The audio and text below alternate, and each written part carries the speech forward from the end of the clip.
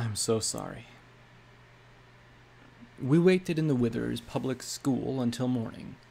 Really, once the flies and reek of rotting meat reached a certain point, all of us were glad to be out of there. I still resembled a mummy with all my bandages coiled around me, but their healing magic was doing the trick. Though I'd taken 2 healing potions to bring me back from the gunshots to my back and the back of the head, my luck was still holding out. The first had just grazed my skull rather than turning it into all kinds of bloody brains, and the second had been slowed by what was left of my barding and lodged into the muscle at the base of my neck. Fortunately, even P-21's minimal medical skills were up to removing it. It had taken some time, looking at a map on the wall of the classroom. It was badly stained and aged, but I could make out the name of Withers and a road leading to what seemed like a big city, Hoofington. One of the other cities Haas had mentioned when he described the balefire bombs going off. There were other strange posters rotting in their frames. In the office, a pink pony with her mane stripped, almost identical to mine, but pink and gray rather than black and red, stared out with a grin above a caption that read, "Trouble can start in the smallest places." A purple unicorn sat on a library wall, looking clever and surrounded by floating books, saying, "We need every idea." Well, that's what I thought it said. Some wit had scratched out idea and written penis. I got the joke. In the nurse's office, a soulful yellow Pegasus hugged a bunny while telling me, "Little ouchies are still ouchies." I knew there was a war. Even security ponies had to learn history in '99. Zebras had attacked and attempted to exterminate all of pony kind. There'd been 6 ministries that had done all they could to end the war and find peace for pony kind. They'd failed. It might have been unfair of me, but I hope that they'd done more to try to end the war than just make pithy quotes for posters. It had been a little amusing and a little disturbing to see Scoodle handling the revolver from the farmhouse so casually, as if it were a toy. No, not a toy. She wasn't playing with it. She understood it was a weapon. She understood how to use it. She didn't even have her cutie mark yet, and she was better with guns than P-21. There was something profoundly depressing about that. When we'd gathered the weapons and ammo from all the raiders, it proved a somewhat daunting amount of firearms. "How are we going to carry all that?" I asked as I looked at the heap. There were at least 4 rifles, a shotgun, a revolver, the automatic pistols, 2 knives, a cleaver, 2 grenades, and the assorted junk we'd taken from the raiders. Between P-21 and me, we'd be able to do it, but it would still be quite a weight. "You don't need to carry out all of it," Scoodle said as she looked at the heap. "Well, you wouldn't if you had some tools. What you can do is take them apart. You just need the best pieces together." "Take them apart?" I levitated the rifle and concentrated. It was tough to telekinetically hold an object while messing with one of its parts, but I was able to unscrew and disassemble the various portions of the weapon. Immediately, I saw what the teal pony had been talking about. Some of the screws on one rifle were almost rust-free. Another had an intact slide. One had a superior barrel. Of course, I had to listen closely to her directions as I assembled one weapon from 4. When finished, my pip-buck suddenly showed a much higher value for the new rifle than any of the original 4. How it knew that was slowly driving me crazy. When I finished, I loaded the 5 rounds into the clip and heard a comforting click as it loaded smoothly. "What about the rest of this?" P-21 asked as he opened up the duffel bag. To be honest, it looked more like a garbage bag with all the junk inside. Scootaloo looked at it with a smirk. "Well, if it's light, take it. There'll be some pony that'll buy it for caps. If it's heavy and worthless, just toss it, unless you're close to a buyer. Most ponies haul around as much as they can carry, and when they find something good, they'll drop some more junk. Otherwise, let the finders worry about the coffee cups and stuff." She looked in the bag, and the teal pony frowned. Seemed to be thinking of something unpleasant, and then smiled. "Oh, and keep the caps. They're money." Bottle caps? Did they really use bottle caps for money? From all the glares Scoodle received from the others, it was pretty clear they weren't happy with her for mentioning it. "Scoo!" shouted the pink pony. Boing. "We weren't supposed to tell stable folk they're trash, remember?" I saw the teal pony that had been so helpful was getting upset, so I adopted the easiest smile when I looked down at the fillies. "Well, I'm pretty sure she just wanted to be helpful after all the things that happened last night. Remember?" Scoodle definitely perked up at that, but the others still don't look too happy. I couldn't blame them. I'd be ticked too if I saw some rube talked out of an unloaded a sack of bits back in '99. Once we were outside and under the clouds, I felt a little vertigo. I still didn't look up. I'd have liked to think that I'd get over it eventually, but somehow I didn't think that I would. Not completely. Still, as long as I kept my gaze down at or below the horizon, I felt it was enough to move on. The road we walked along was faded and crumbly, but I felt a little more confidence with a clear path in front of me. While the open spaces to my sides weren't as overwhelming as above, I still liked to pretend that I was surrounded by nice, straight halls.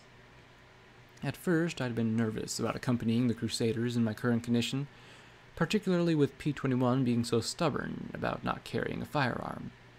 Scoodle assured me that the Crusaders could handle themselves, and that the Raiders' capture was simply a case of bad luck.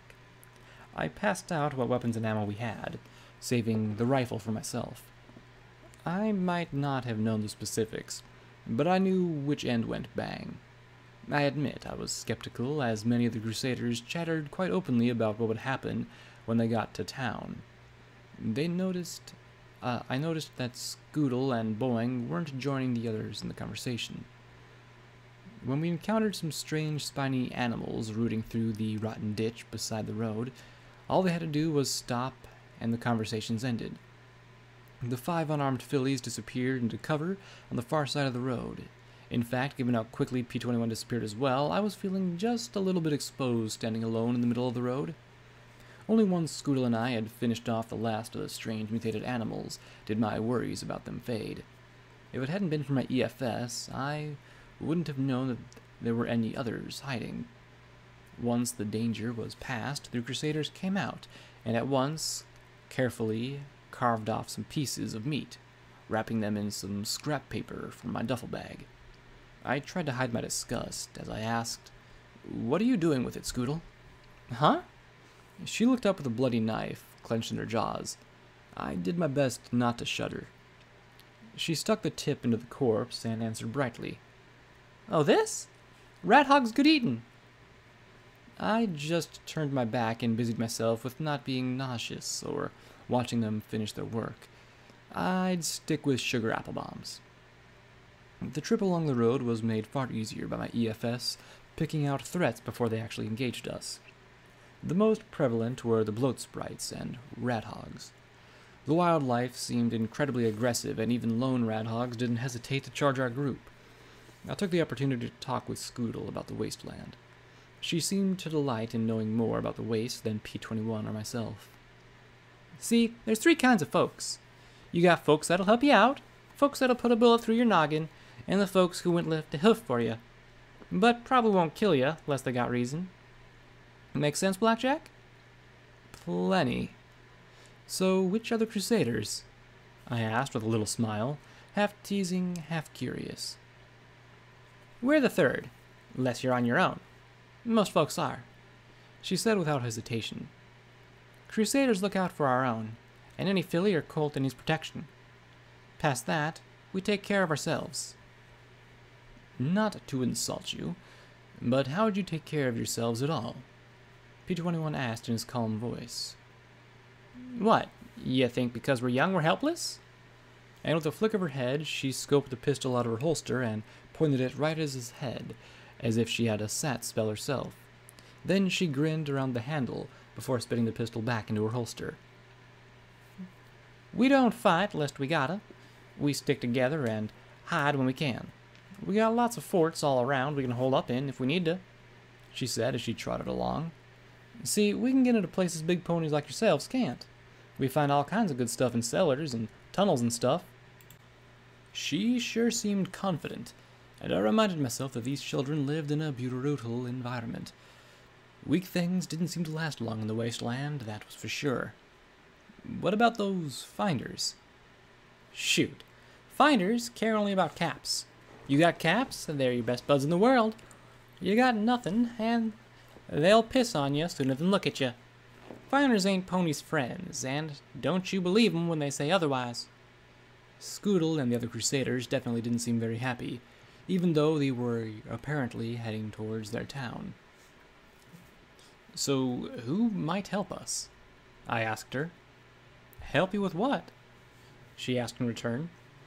That was a very good question. P21 and I hadn't really talked about what our next step was. We had one goal, but I didn't want to involve P21 just yet. I wasn't really sure how he'd handle it. Beyond that, information. Some pony attacked my stable. I want to know why and what for. I described Deus, and the filly immediately looked concerned. Well, from what you said, I'm guessing he's a reaper. Why does that just scream bad to me? I said sarcastically, getting a smirk in return. Reapers is what happens when raiders grow up. They're basically the baddest of the baddest. Don't take shit from no pony. There's only 100 of them, 'cause the only way to join is to kill another reaper, hoof to hoof. Monsters, one and all, Scootle said darkly. Our Stroll's a reaper now, Boing said to Scootle.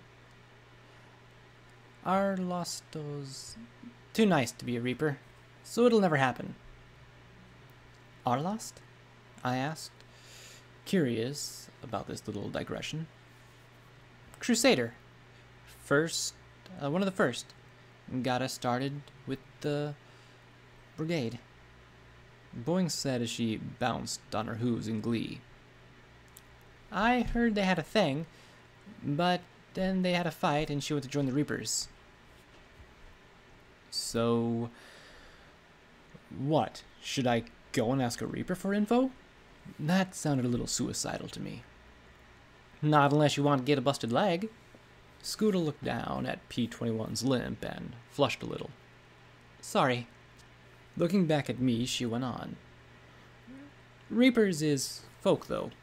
Gotta cozy up to 'em, and pay 'em off in caps. The only time Reapers join up is if some pony's crazy enough to attack 'em at the arena. Any pony else that might help? The first kind? I added with a small smile. Scootle seemed to mentally scan her list. Well, there's DJ Pony at the radio. He's off in Manhattan, and he knows stuff about what's going on everywhere. You can hear him all over the place. P21 and I shared a look, and added it to the mind-bogglingly long list of what the fuck are they talking about. And then there's them society ponies. I guess they technically count, since they do help. Bunch of stuck-up thoroughbreds that give you a meal and tell you how thankful you should be for getting it. They sound like a joy, I muttered. Any pony else? Well, you can talk to the college ponies. They call themselves the well, most folk just call them eggheads. They're over past the core, but you might run across them. They want to fix Equestria. I don't know how. They're nice to us most often. If ever we come down with worms, we always ask them for help. They got this medicine that'll clean you up lickety-split. I winced at that. Thanks for the tip. Oh, you forgot the Steel Rangers, Boing said as she made machine gun noises. I didn't forget them. Wasn't gonna mention them, she said sourly at the pink filly. Rangers might help you. They might not. Might shoot you. They got their own things going on, mostly trying to figure out how them robo-ponies work in the core. I can tell you they won't give us a glass of piss. Robo-ponies? P21 asked curiously. That's what they are, so don't you laugh. Pony gadgets wandering all over the core. Dangerous critters, too. You see a pony made of wires and lights, you best run. Can't kill 'em. Scoodle frowned in thought. There's the clavers, if you want, but I don't trust 'em one bit. The Enclave ponies are Pegasus ponies.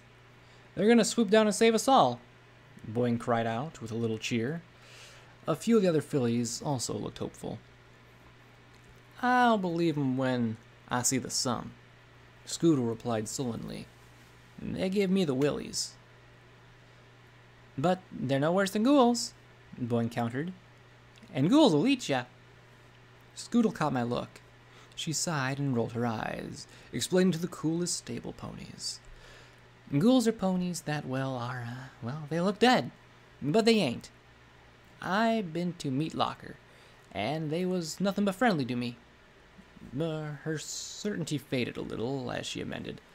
Well, some of 'em might try to eat you, but they ain't no different from raiders. Ghouls, Enclave, Steel Rangers, Eggheads, Society, Reapers, Finders, Crusaders. I was suddenly getting a picture of Hoofington as a city with different stables all around it, each group fighting against the other for control and dominance. P21 looked at Scoodle as he asked, You mentioned the core. Where's that? The core? It's what got blown up in the big war. I hear there was all kinds of tech and stuff being studied there. At least it was before the zebras blew it to smithereens. Wasn't the zebras, Boing jumped in. Them ponies made something that blowed it up on their own faces. I heard that Princess Celestia sent the whole city to the moon right before the bombs went off, offered a gray unicorn filly. Another quickly shook her head. No, it was a dragon. Biggest, scariest dragon of all. He breathed green fire. That's what the bombs did, ya ninny, Scootaloo roared. I winced at their noise, wondering if this was how they got caught in the first place. I drifted a little to the side to let them argue over what precisely destroyed Hoofington while I leaned towards P21. So, what do you think? He looked at me with his gaze, cool and level. I think they should be quieter, unless they're trying for more radhog meat. I mean, what should we do? While I don't mind helping ponies who need it, I doubt that Reaper has given up. We need information. I lifted my pip buck. We need to learn about that Reaper. We need to find out what EC 1101 is, why it was worth attacking Stable 99. Did the Overmare say anything about it, Blackjack? P21 asked as he looked over the bones of ponies lying on the road. Oh, I'd completely forgotten about the files he'd transferred to my pip buck. Not yet? There might be a clue about EC 1101, he pointed out in his calm, reasonable voice that was just a little bit aggravating. I know. I'll check it when we stop, I said in a soft huff. And then I noticed Boing listening in. Something up, Boing? I asked, not sure if I should be angry or not. Oh, nothing, she said with a giggle as she bounced along back over to the other Crusaders. That's a lot of bones. As we proceeded southwest along the road, the skeletal remains grew thicker and thicker, and the Crusaders grew quieter and quieter. Rags and rusty bits intermixed with the bleached bones, as scattered white lumps turned into nearly solid sheet. Then mounds and piles of gleaming white remains rose to either side of the road. My pip-buck chirped. Boneyard appeared on the map. I noticed the girls weren't talking anymore. Now they looked wary, and walked right in the middle of the road, cleared of the remains. What happened here? P21 asked, keeping his voice low. Scootle looked at us, then pointed ahead. When Hoof went boom, lots of ponies tried to run for it along the road. She pointed the way we came. That way's Manhattan. And when Manhattan bloomed, lots of ponies from there came running for Hoof. Thousands and thousands. They all got bunched up here, and died. She glanced warily at the heaps of bones around us. Don't touch anything. Why not? As far as I could see, there was a lot of stuff for the taking, and not a single threat to be seen. There's bad stuff here. Ghouls. And Tiara. And that was all she said before she bit down on the pistol again and continued walking. The whispering was beginning to creep me out, but I wasn't about to raise my voice, not knowing what might be around. There were hundreds of busted wagons, carts, scattered amid the skeletal remains, lots of boxes, and even some ammo crates. I looked at the Crusaders, keeping an eye all around them, and ignoring the ammunition right beside us. We should take some of this, I whispered as I passed over a tipped-over wagon half buried by bones. I couldn't see a single target on my EFS aside from the 8 of us. Scooter looked at me with an expression of horror and outrage, shaking her head. There's nothing here. I couldn't explain the Pip-Buck's targeting system to some pony that had never worn one before. I think you should listen to her, P-21 murmured. That did it for some reason. Fillies scared of bones I could accept, but being told what to do by a pony that wouldn't carry a weapon himself was annoying the shit out of me. My mane was itching in irritation, and I wasn't about to pass up something that could keep all of us safe. It's fine, I said, as I reached out with my horn, grabbing the nice heavy ammo box and pulling it from the bones. The bones clattered in to fill the void left behind, filling the still air with a dry rattle. Then I saw the creature within the heap of the bones. It looked like a pony that had been cooked past well done, and now that it was exposed, it began to move. It reared up and opened its wide maw, letting out a scream that no living pony could make. And then it was answered. Instantly, my Pip-Buck came alight, with red bars as horrific screams filled the air. The mounds around me shifted, and from the depths emerged chunks of rotting meat clinging to pony frames. Shredded lips allowed jagged mouths to open far wider than any living ponies could. There was nowhere to run. They stepped out onto the road in both directions. Heads! Was all Scoodle shouted before drawing her gun and taking aim at the remaining forms. I wasn't familiar with a rifle at all, but I knew how to use it before they closed the distance. I popped sats, but the rifle required a great deal more energy per shot than my pistol or shotgun. I carefully lined up my shot at the moment of frozen time, then released the spell. I could almost see the bullet as it spun through the air, striking the ghoul pony in the head and blasting it apart into meaty chunks.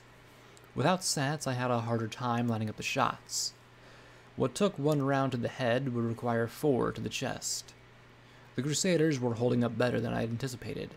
Maybe the fact we were ridiculously outnumbered and probably going to die helped them focus on putting every round into the screaming ghoul ponies' heads. P-21, unarmed, simply kicked and shoved to try and keep the ghouls off the Crusaders. Scoodle's revolver blasted ghoul after ghoul, not firing until she had a headshot. She would be an amazing marks pony when she grew up, a pony to be feared and respected. But as she turned to gun down one, 2 others pounced on her. Sats recharging, I tried desperately to line up the rifle, but the shots failed to drop them. One ghoul pony gripped Scroodle by her haunches, the other by her shoulders. With monstrous strength, they each pulled their half. The teal filly was ripped in 2 before my eyes. I fell into a moment of horror that felt like a Sats that would never end, as I saw with terrible clarity the organs and viscera pouring out over the asphalt. I smelled the wash of blood, even over the unnatural reek of the undead monsters around me. I saw the stunned look on her face as she slowly fell, and a pony that had weathered raiders, and who knew what else, died because of my stupidity. I knew that I would never stop seeing that image for as long as I lived. No! I roared, rage seeming to guide my shots. Despite my tears blurring my vision, I laid down a rain of fire such that even the ghouls were momentarily beaten back. Every other bullet seemed to find skulls and vulnerable joints, although my horn ached from the effort. When the rifle clicked on an empty chamber, a telekinetic stream of bullets flowed from my bag into the magazine, and my attack continued. But there were more ghouls than I had bullets, and every second it seemed like more of the mindless monsters emerged from the bone piles.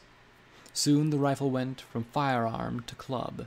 There were just too many and too close for it to be effective. I'd have given my teeth for some shotgun shells. The monsters were starting to surround and overwhelm us, snapping with their broken teeth and kicking with their shattered hooves. I would happily have stayed there till I was torn to pieces, but there were 5 more Crusaders in P-21 on the line. They were all going to die, and it was my fault. It couldn't get any worse than this, I thought. I'd soon think to myself, oh, silly Blackjack, it can always get worse. A scream from a nearby bone pile froze us all in place.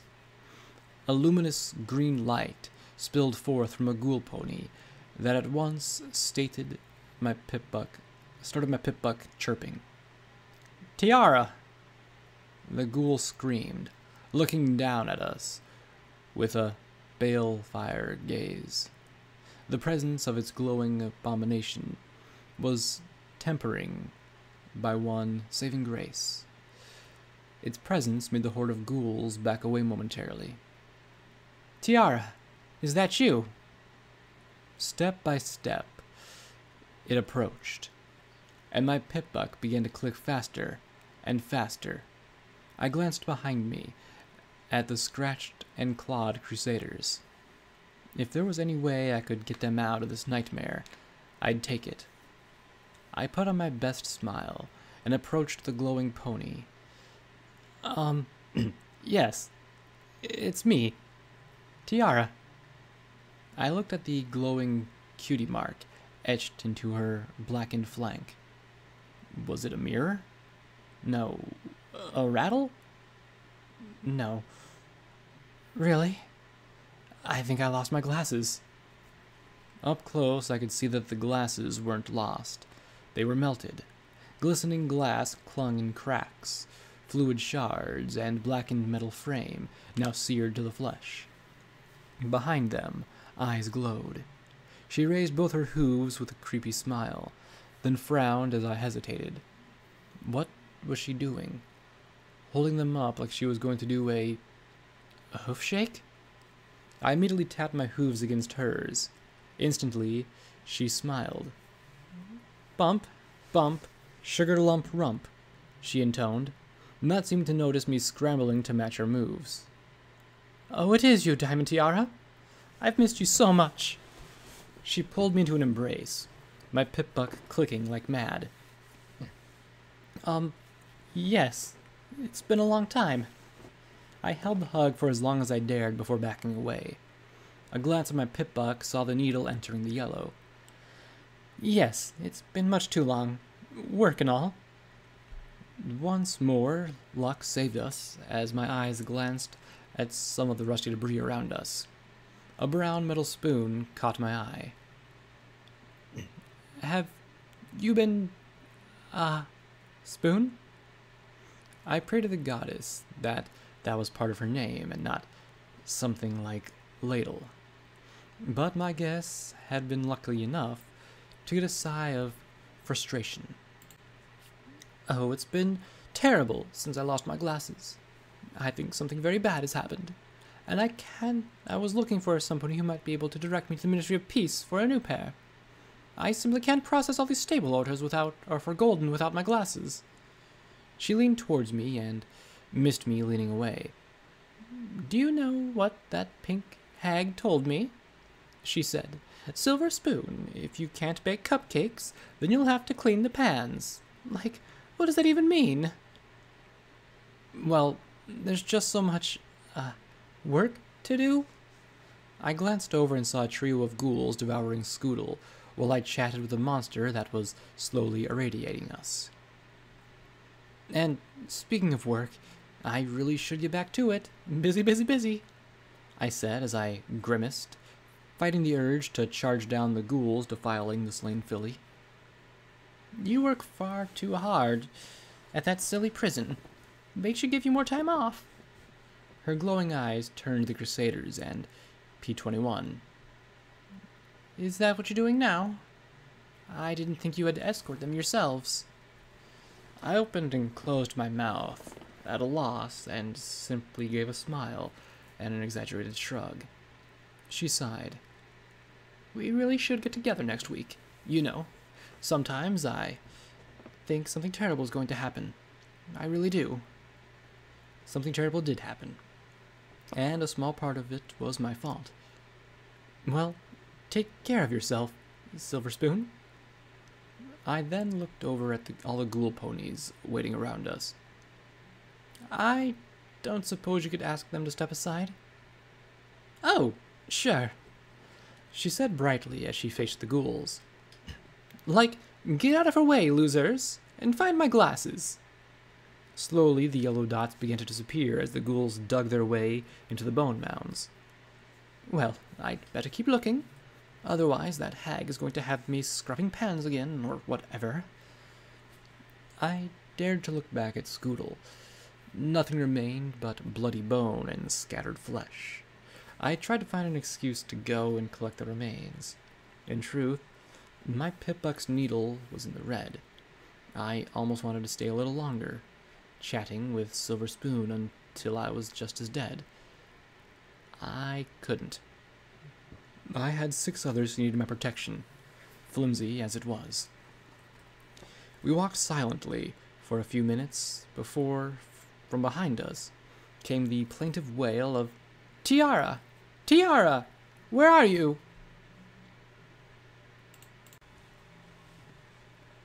It was a half an hour before we exited the boneyard. It didn't take long for the radiation I'd been soaking up to catch up with me and have me puking my lunch up. I felt like crap. I deserved to feel like crap. My guts gurgled and every square inch of my body felt like I'd been beaten. The Crusaders didn't say a single word. They didn't look at me or each other. But I could almost feel their thoughts on the back of my mind, saying over and over again, she killed Scoodle for a box of bullets.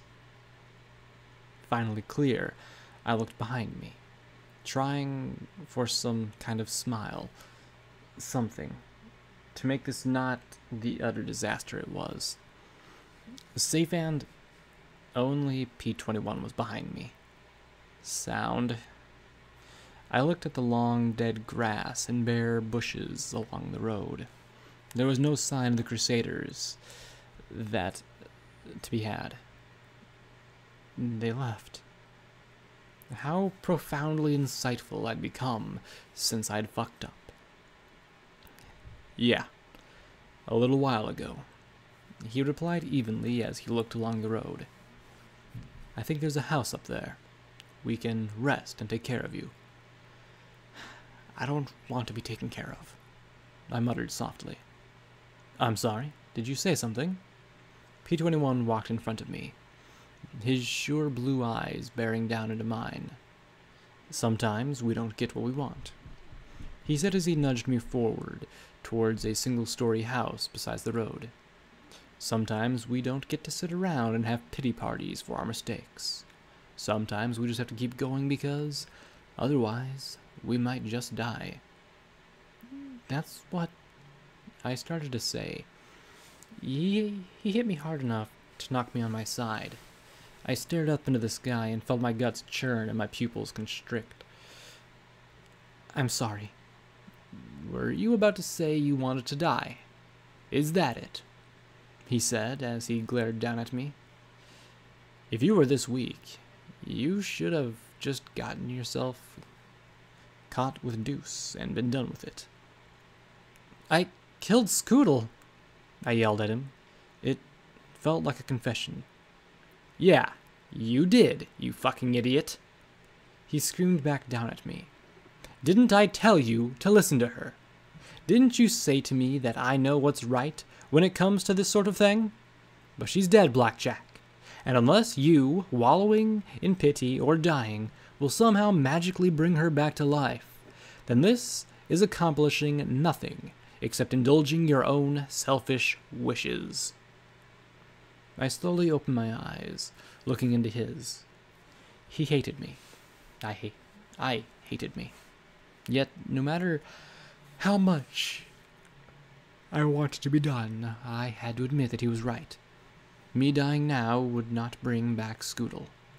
It wouldn't right some great cosmic wrong and fix anything. It would just be another corpse in the wastelands. I'm so sorry, I whispered back softly. Then prove it, Blackjack. Live, and don't ever fuck up like that again. Learn from this, because if you ever kill another pony through stupidity, then I will fucking end you.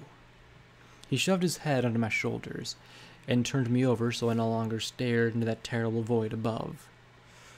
Only now I had an equally vast void within, and I couldn't look away from it. When I had been a little filly, I'd been drilled on the various stages of radiation poisoning. Nausea arrived first, followed rapidly by diarrhea, headache, muscle weakness, and fatigue, bruising, main loss, neurological disorders, and the most extreme end, being cooked by the prolonged exposure. That was the flesh-melting radiation that I was so concerned about. P-21 managed to get me inside the derelict house after I'd shat myself, but before I collapsed. Lying on my side on a filthy mattress, I felt like I was rotting from the inside out. That was completely inaccurate, as the next time my bowels moved, it was to dump blood all over my hindquarters. I drifted between guilt-ridden consciousness and blissful unconsciousness. The worst was when I was stuck between the two. I saw Deus laughing at me as he sawed off my pip-buck with a chainsaw penis. The overmare reminded me that I was ultimately disposable. The little orange pony figurine told me that she could only help so much. I'd have to get caught up and be strong on my own. I felt eyeglasses melted onto my face and covering my cheeks in cracked glass. Scootle's severed head lay on the bed next to me and whispered softly over and over again, "Stable ponies don't know nothin'. Don't touch anything." All the while, P-21 nursed me back to health. He disappeared for hours on end, and I'd lie there wondering if he'd died or simply moved on. I didn't understand why he wasted his time on me, and yet he did. He didn't say a word of complaint, nor did he mention anything more about the events in the boneyard. When I woke to lucidity, feeling like a clogged-up toilet, I saw the sprite bot hovering before my face. Watcher cleared his throat. "So, is this it?" I carefully raised my head. The sprite bot wasn't transforming into some face-eating nightmare. "Watcher?" "Yeah, that's me. What about you, Blackjack? Is this it? Is this the point where the wasteland breaks you?" The sprite bot looked particularly solemn as it hovered before me. Carefully, I pushed myself up and covered my face with my hooves. "I fucked up, Watcher. You're not the first, and if I can be blunt, your fuck-up only killed one filly. I've known ponies whose fucked-ups have killed millions. So on the grand scale of fuck-ups, I think you're overrating yourself." Slowly, I dropped my hooves from my face to look at the little machine as it went on. "So, I'm asking you, is this it? Are you just a pony that wallows in self-pity and kicks herself for a mistake, or not? Because if this is it, then I'll leave you be. I can't help you. You can't help any pony." That would have been easy to just fold right then. But as I sat on the edge of the bed, damn me, I couldn't help smiling as I looked at the machine. I reeked of vomit, crap, blood, and despair, but I felt my lips curl mirthlessly as I looked at the device. "Are you on that grand scale of fuck-ups too, Watcher?" There was a long pause, and I wondered if I'd offended him to the point he would just wash his hooves of me. "Yeah, I am." "Did your fuck-up kill some pony who didn't deserve it?" There was silence as I knew he wouldn't answer. He didn't have to. I sat there for a minute longer, looking at my hooves. I was so proud when I saved those girls from the raiders. Now, I closed my eyes and grit my teeth. It'd be so easy to just give up, fold the hand, cash in the chips. Quitters might not go bust, but they'd also never make it big. I opened my eyes as I looked right at the machine, wondering what Watcher's face looked like right now. Finally, I asked softly, "So, how do I move on, Watcher?" "You do everything you can to make up for it, knowing that you'll never succeed in getting rid of the guilt. You devote yourself to spending every second trying to better, despite the fact that it will never be enough.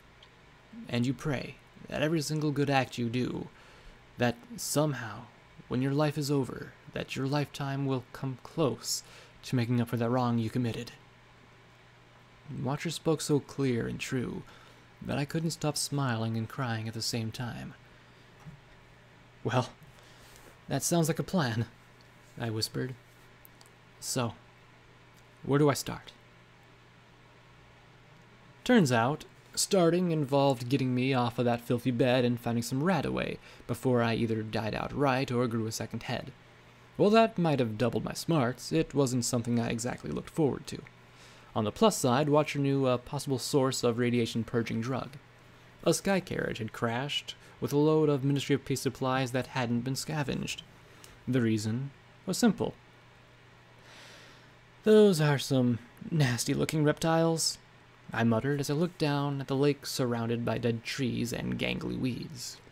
A small island on a cove was connected to the mainland by a rotten bridge. I could barely make out the sight of an upside-down sky carriage mixed in with the remnants of a gazebo. P-21 and I were crouched on the flattened remains of a small cottage a small ways above the gray waters of the small lake. Lake Macintosh appeared on my Pip-Buck map. I had no idea what the reptiles might be. No doubt if I put a hunk of the remains in my bag, something would pop up. In his scavenging, P-26 had rounded up 6 rounds for the rifle and 6 shotgun shells. It would have to do. "You are being stupid again," P-21 warned me. Ending me stupid? No, just standard stupid. "That means I'm improving," I said as he smiled at it, shaking his head. I looked out at the gazebo and the crashed carriage. VFS informed me that there were 3, but after the boneyard, I wasn't going to take it for granted. "I'm dying without that rat away," I said as I slumped against the mossy foundation stones. "In a few more days, and I'd likely go the way Haas did. Say I'm wrong." He pressed his lips together as he scowled at me. "So let me sneak over and get it," he pressed. "No," I replied firmly. "I appreciate all the help you've given, P-21. I'm not going to let you risk your life for mine over this." He might be sneaky, but I had no idea if those mutated animals could sniff him out. I wasn't about to let him take that chance. "Let me? You're dying of radiation poisoning, Blackjack. How are you planning to stop me?" he asked as he turned towards the ruined gazebo. I just looked at him, then down at the lounging mutant alligators. The rifle came up, and without any hesitation, I fired a shot right into the mutated gator. It gave a bellow and rose out of the water, charging towards the 2 of us. P-21 stared at me with a scathing look that would do any raider proud, eyelid twitching, before he turned and ran for cover. "Sorry, P-21, I've got to save my own life this time," I said as I faced the enemy. One way or another, it was about to be resolved. I triggered my sats and placed 2 rounds exactly in the forehead of my target. The 4th round caught his eye, and the beast staggered. The 5th missed. The final round, 3 past what I'd hoped to use, dropped the beast in his tracks. I discarded the rifle and backed up the hill as rapidly as I could. The radiation poisoning and fever were slowing me down, but it still kept the gators in front of me. Out came the shotgun as the 2 closed in. The recharge of my sats slowed to a crawl as I unloaded shot after shot into the leading crocodile. 3 shots left. 2. 1. The buckshot of the final round scattered its brains across its back. Unfortunately, I was now out of ammo. This would normally be the point where I would die and P-21 would take over and probably do the wasteland a lot more good. There was just one catch. I wasn't done paying for a little teal pony. As the gator lunged, my magic flipped over the shotgun vertically and rammed it into the gator's mouth. It hissed and tried to claw at the pump action, the weapon bending under the ferocious strength of its jaws. From my saddlebags, I floated an apple-shaped grenade and plunged it straight into the rat gator's maw. My telekinesis plucked the stem from the tip as it disappeared down the gator's throat. 5, 4, 3, 2, 1... Huh? The shotgun snapped in two, and immediately I backed away, trying to draw out my last grenade. The rat gator exploded into a nice spray of faintly radioactive blood. Given the massive dose that I've already taken, I quickly moved away before I simply keeled over, dead. I really didn't want to win, and then fall over. Slowly, I staggered my way down towards the rotten bridge and the gazebo. P-21 emerged at my side. "Feeling better?" His tone may have been snide, but there was some sincerity in his question. "A little bit," I replied. The wastelands were giving me a brutal education, but I would rise to the challenge. I'd be stronger, and I'd try to never let my stupidity endanger another pony if I could. "I know you wanted to help, P-21. I'm sorry that I couldn't let you this time." He rolled his eyes and gave a long sigh. "I'm back in the stable again." I detected more than a little bitterness in that comment. I looked over at him in confusion as we walked over the bridge. "Huh?" He rounded on me, teeth bared, as he glared with undisguised anger. "My whole life, I've had mares telling me what I can and can't do. I wasn't even allowed the option of turning a mare down if she was on my breeding rotation." He gave a little snort. "Did you know some mares in 99 would cut or beat themselves just to get a break? Just to do something we wanted instead of what we were instructed to do?" I honestly didn't have a clue. I could barely imagine. We all want to do things that we didn't want to in 99. I didn't want to be in security. That was how 99 went. You just do what you're told, filed your role, and never thought outside of it. You didn't want to be anything, Blackjack. If there was a sit on my tail and play cards all day job, you'd have been fine. But otherwise, you wouldn't have been happy doing anything," he said as we approached the wrecked gazebo. The rusty sky wagon still had a bright yellow paint and pink butterfly visible. Inside were a number of rotten and rusty boxes, but there were at least 3 that appeared intact. "Tell me you had some pinning need to be a maintenance mare like Rivets. Did you curse your rotten luck that you missed out on protein recycling duty, or an exciting future in waste management?" "Well," I stammered. He stood there, staring at me with lips pressed together. "Could we hold this conversation until I'm not irradiated?" I asked with a feeble smile. No, I don't think so. I think I want to have this conversation now," he said in his firm and irritated voice. I could see that now the dam had been cracked, and nothing was going to stop this deluge. "So what is it, Blackjack? If you had a choice to not be in security, what would you do, huh?" He stomped the first box, clenching his teeth on the bobby pin, and started on the lock. To be honest, I didn't know what to answer. I'd always thought that I was stuck with security, which meant I resented it. To be honest, though, it hadn't been a bad job. Taking males to the population was about the worst it got. There was dealing with the overmare more closely, but there were plenty of ponies that worked a lot harder than I had. Those jobs were far more critical to the survival of the stable. I guess you're right. I guess security wasn't that bad for me, I admitted. I was also too tired and feverish to do more than sit on my butt as he worked. What about you, P21? Tell me what you wanted to do. He kept his gaze on the lock. I sighed. If you want to, that is. He glanced at me and then opened the lock. Inside were 2 healing potions and some Radex. Don't let radiation get you down, the label read. I wanted to be a teacher, he finally said softly. A teacher? I winced at the skepticism in my voice. I just couldn't imagine a male doing that. Yes, a teacher. He examined one rusty lock on the second before jamming in the screwdriver and giving it a hard twist. With a pop, it opened right up. Before I was P1, I tried to learn all I could about arcane sciences. That was how I knew duct tape so well. I studied off her as she went through training. I thought that if I knew enough, that maybe the Overmare would let me teach. I would have been fine doing both jobs.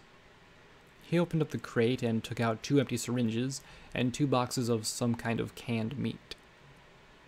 Do you know what the Overmare said?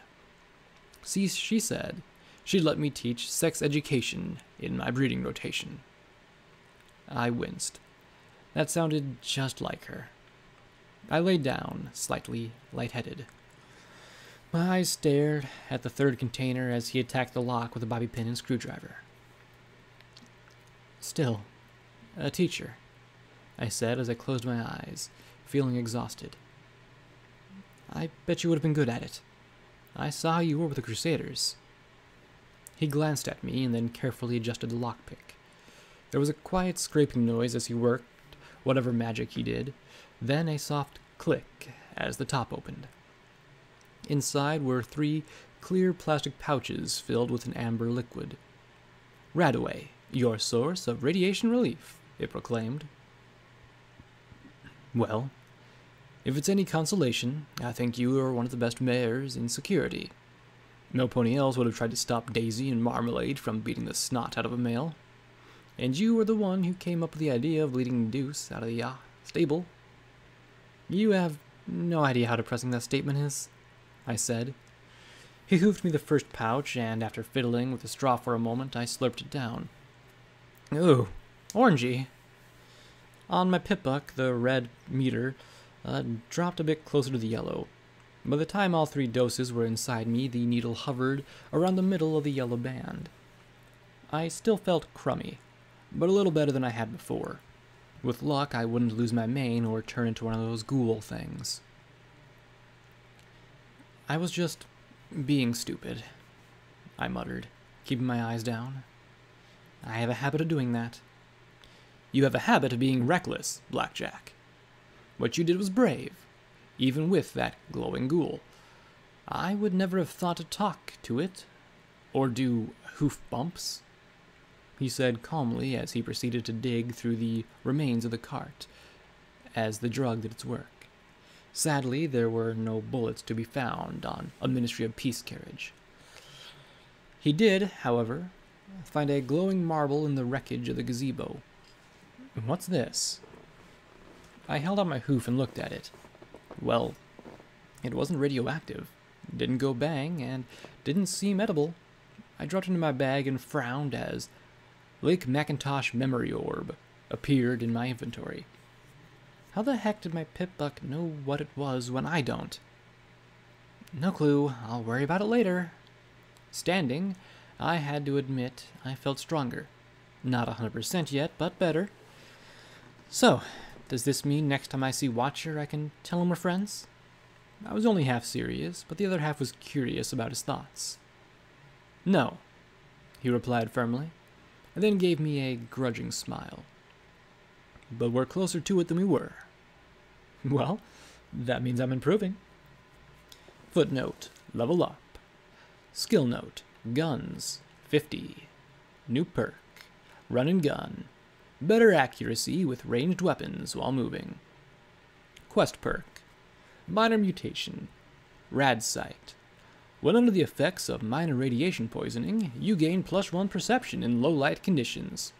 -15 to sneak, and speech when not wearing sunglasses, authority glasses, or mirrored sunglasses.